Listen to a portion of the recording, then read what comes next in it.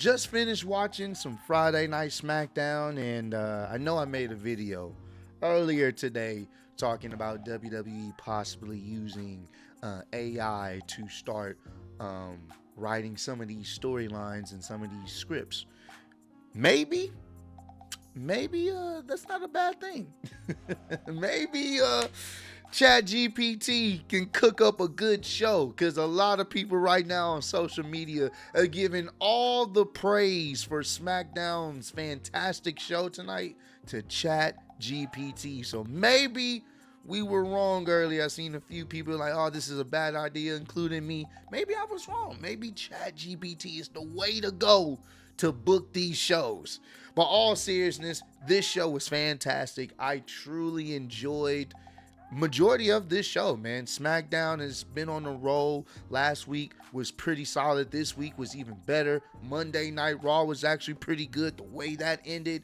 And overall for WWE this week, this was pretty good. Usually they have a little bit of a lull after a PLE. We're just coming back from Crown Jewel, but this was a great week for WWE television, at least on the main roster side of things, and SmackDown delivered, ending off the week in a fantastic way.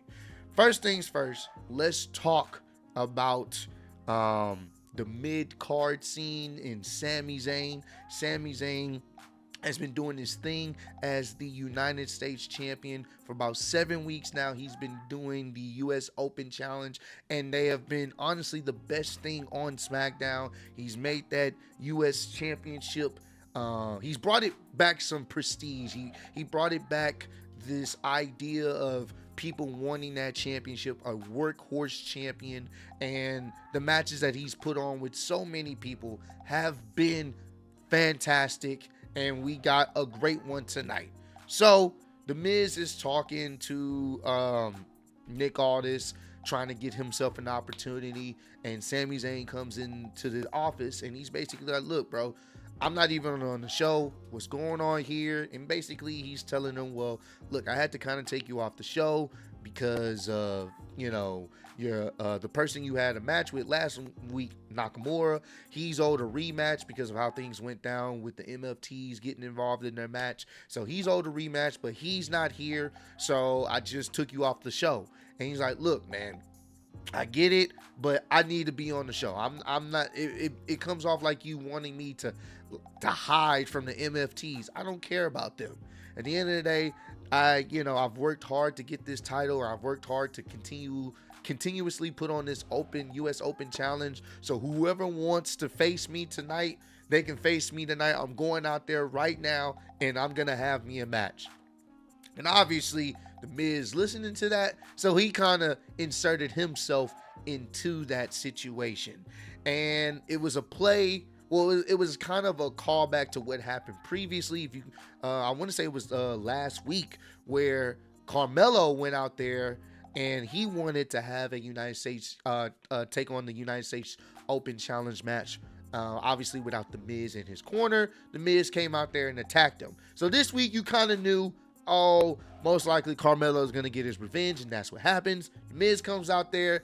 Basically, he has a microphone. He's basically about to run down on Sami Zayn, but that's when Carmelo comes out of nowhere, attacks him from behind, starts crashing out on him, and they end up fighting all the way in the back in the production area. Security's holding Carmelo, and it looks like we're gonna get our Carmelo versus Miz feud, and we'll see where that goes. Hopefully this is able to help Carmelo's stock when it comes to the fans and the people in the back, and we can get a solid feud out of them. So we kind of knew that wasn't going to happen. So the question was going to be, who was going to be the one to actually face Sami for the United States Championship? Out comes a returning Ilya Dragunov.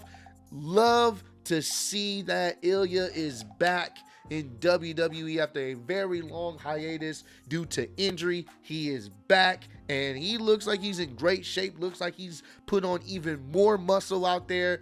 And Ilya, he is an individual. It's like he loves the pain. He relishes in it. So you knew we were going to get a hard-hitting match, and boy, oh boy, did this match delivered on Well, it's not free because it's on cable, but on network television. This was a PLE worthy match. This match was fantastic. I know the homie Hang 'em High on Twitter. I know he was excited about that. He posted his reaction to Ilya coming back. Ilya is one of his favorite wrestlers, so I'm happy to the homie that he was able to see his favorite wrestler. And this was such a great match, man.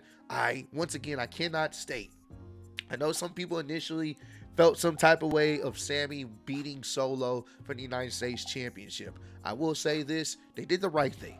They did. Did it hurt Solo? Yes, it did. But did we get a great United States Championship run from Sammy because of this? Yes, we did. I think they made the right decision, putting United States Championship in the forefront as an important title like it should have been for a very long time. And we have had multiple weeks of straight banger matches involving Sammy and getting newer talent from NXT or people who are not familiar with some of these individuals that time and opportunity to shine and go out there and show why they deserve the United States Championship. Fantastic match. Love this match. I figured the MFTs and Solo was going to get involved, and they definitely did. Not in the way I was expecting. Solo comes out there as Sammy's about to go and try to hit the Aluva kick on Ilya Dragunov. Solo's at the top of the ramp, and he does this maneuver, and it looks like he's about to, come down to go to the ring. Sammy's distracted, but he just walks off. This was all part of Solo's plan because just that little distraction ultimately costs Sami Zayn, and Sami Zayn loses the United States Championship to a returning Ilya Dragunov for a nice pop. It surprised me and Dub and everyone in the chat. I was not expecting Ilya to win. I wasn't expecting him to lose. I was just expecting the MFTs and Solo to get in there and attack everybody. But that is not what happened. No, Ilya is your new United States champion, and I'm not mad at it. Sammy, you did your thing for like 7 plus weeks. You cooked, and it was entertaining, and I'm not mad at it. So, hey, this was a surprising ending to a match, but I think a lot of people are okay with it. This was actually pretty damn great and a fantastic match. If you haven't seen it, go watch it, bro. This was really, really good. And Ilya is your new United States champion. They gave him pyro and everything. And after everything was over, it looks like they was about to shake hands. But the MFTs attack anyway. They attack Ilya. They attack Sammy. Solo gets in the ring. He has his microphone. He said, man, y'all must have forgot, bro. Man, we are taking over Smackdown. We about to run Smackdown, and we about to take all the gold. So basically, he's coming for the United States Championship again, and most likely he's going to be coming for the tag team titles. So after he announced that they're taking over Smackdown and coming for all the gold, that is when the screen lights up and you see Bo Dallas, with his, flashing back and forth between the Uncle Howdy persona. He's like, be careful what door you knock on. Be careful what you ask for. Because last week they kind of had a stare down with the Wyatts. Like they interrupted the Wyatts. And after that match, this week, the Wyatts interrupt them. They kind of have a stare down with them in the ring. And basically, Uncle Howdy made it very clear. Be careful what doors you knock on.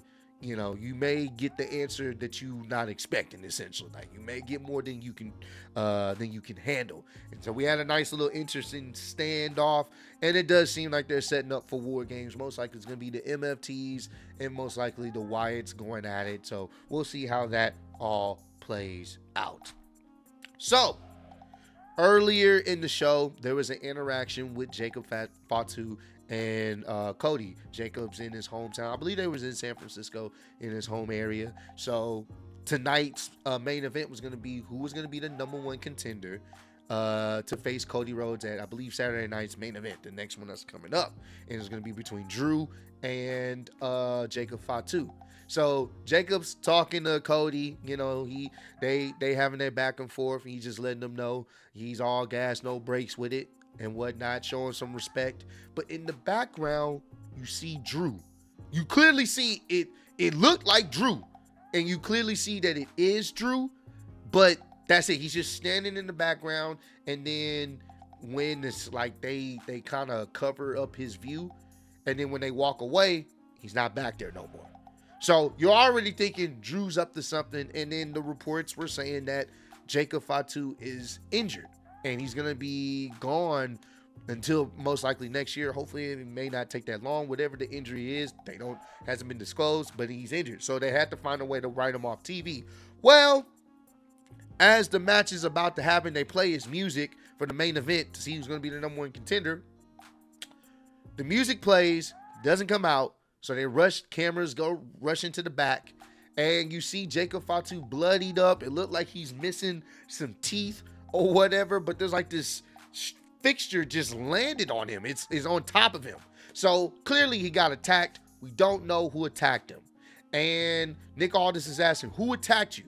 Obviously, well, I don't know if Jacob would snitch anyway if he did know, but Jacob doesn't say anything. You hear Drew music hit. Drew's walking to the ring. He's laughing. You know, a lot of people would think it's Drew because he's a psychopath. He would do something like that. You know, that's not far-fetched from Drew. Drew gets on the microphone. He's making fun of the hometown guy. He's like, oh, you know, Mr. I forgot exactly what he said, but he was talking about his gums bleeding and stuff like that. All gas, no brakes, right? You know, just making fun of him. Nick Aldis comes out there. He's like, look, if I find out that it was you behind all of this, and Drew's like, look, you know me, it was not me. I didn't have nothing to do with what happened to Jacob Fatu. But Cody comes out there, and Cody's pissed. He's like, bro, I've had enough of this. We know it was you. He's automatically assuming it was Drew McIntyre that attacked Jacob Fatu. Because basically, with Jacob Fatu out, Drew would be the number one contender here. That's what he was wanting. So Cody's like, look, I am sick of this. I'm sick of all of this. You want to be the number one contender? Fine. Go. That's cool with me. Guess what? You want your match? We're going to have it right here, right now. Let's go. You want to have this match for the WWE Championship? Let's go right now. And they had the match. Cody and Drew went at it. Cody is still in his suit. He didn't even take his suit or watch off. That's how I know this Cody was pissed. I don't think I've ever seen him this mad. And he should have probably been mad, extremely mad in a lot of other situations over the years. But I think this is the most I've ever seen him pissed. He's fighting this guy in a full suit with watch and everything. They cut to a commercial break, but it's picture in picture. They're fighting in the crowd. Like Cody's trying to gouge out his eyes. They're fighting all over the place. Finally, when they get into the ring, Cody's just aggressive, just going at it. Like he's like trying to gouge out his eyes and choke him. Like I hadn't seen this version of Cody in a very long time. The last time we seen Cody really crash out like that was damn near against Kevin Owens. This was so entertaining. At one point, Cody's biting Drew on the forehead, and it's a nice little back and forth, but then Drew ends up getting knocked out the ring. So that's when Cody goes out there and he's fighting him outside the ring. Then Drew throws him into the timekeeper's area, and Cody says, you know what? I'm sick of this damn match. Picks up the WWE Championship, hits Drew McIntyre in clear view of the referee with the WWE title, purposely gets himself disqualified. So now I'm like, wait a minute, when's the last time Cody purposely got himself disqualified in a sense to just say, fuck the match?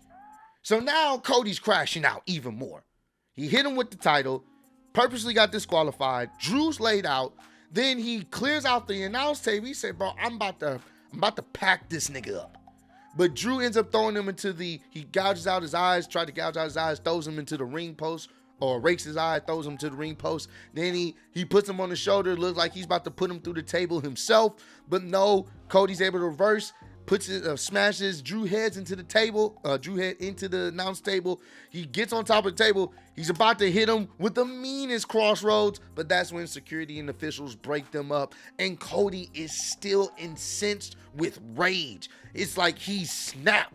He doesn't want to hear none of it. So he runs around the rings, goes on the top rope, jumps all the way down to the top rope, all on the security and Drew McIntyre. And he's still trying to get his hands on Drew McIntyre. They had to split them apart. And the show ends with Cody enraged with his damn fancy ass suit all ripped up. And he's pissed. And Drew is pissed. And I'm fucking here for it. This was fantastic. We still really don't have 100% confirmation who was the one that attacked Jacob Fatu. The easiest and obvious answer would be Drew, but maybe Drew was just standing back there, and that's a red herring for people who are paying attention. Drew's just standing back there. You would think it was Drew, or maybe, just maybe, it was Randy Orton. Randy Orton could have did that. Possibly, who knows? Some people are speculating maybe Cody was the one behind it. Who knows? We really don't know who did it, but damn, man, it makes wanting to watch next week's show and in the few weeks after that to see who was behind attacking Jacob Fatu. Either way, I am thoroughly entertained. This was a great show. Hey, if ChatGPT was behind this show, keep using that damn program. I know I said what I said earlier in my earlier video, but maybe you can use it a little bit more. I don't know. Either way, comment down below. Let me know, did you guys enjoy this episode of Smackdown? Because, man, I know I did. But I appreciate all love, support. Roll to 200K. Appreciate y'all kicking to me. See you on the next one. Peace.